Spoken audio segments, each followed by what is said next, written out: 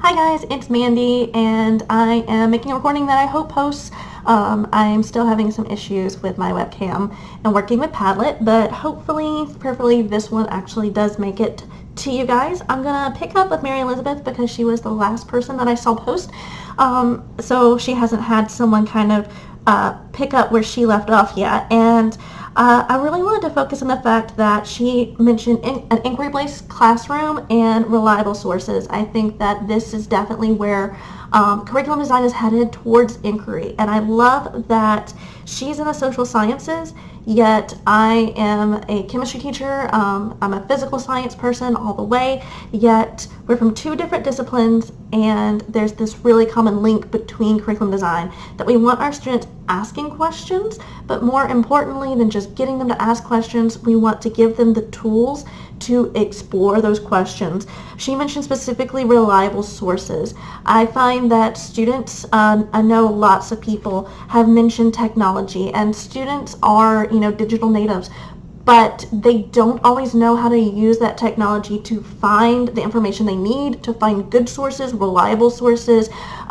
So our job is not to really teach them what to think, but how to question and then how to find answers to their questions. And so I really appreciate Mary Elizabeth hitting on that, because that, I think, is the heart of where we're headed. I loved how Susanna mentioned that one of the most common practices right now, or in the past, has been introduce new topic. You're going to review, you're going to practice, you might assess, and then rinse and repeat ad nauseum forever. And now we really want our kids to create and innovate, including using technology like she mentioned and Kiani mentioned, those real life scenarios, those real world connections. I really loved how Kelsey brought in discrete math and that difference between teaching something that may be heavy on the theory side versus on the real world side, and the difference in engagement with students. I think that we really have to push all of our students to engage in a real way with our curriculum, whether that curriculum is more out there and theoretical. Most students, they don't immediately identify with chemistry beyond knowing that it's a class that they have to take if they want to be like a doctor or something like that, and they may not be able to connect, like a valence electron to what they are seeing in their everyday life.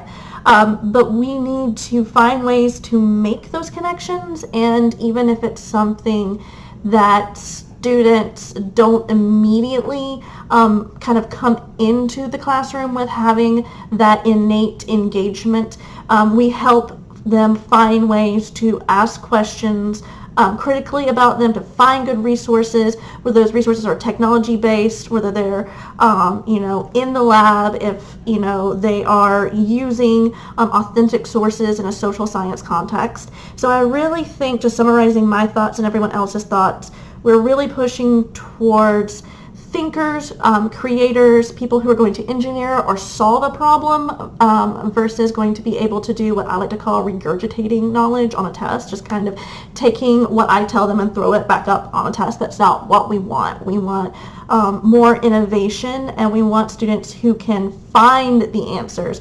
In a world where everyone has, the World Wide Web in their pocket, we want the students who are going to be able to really provide that information, get to what they need, and weed out what they don't. And that's kind of one of the biggest skills I think that employers are looking for these days.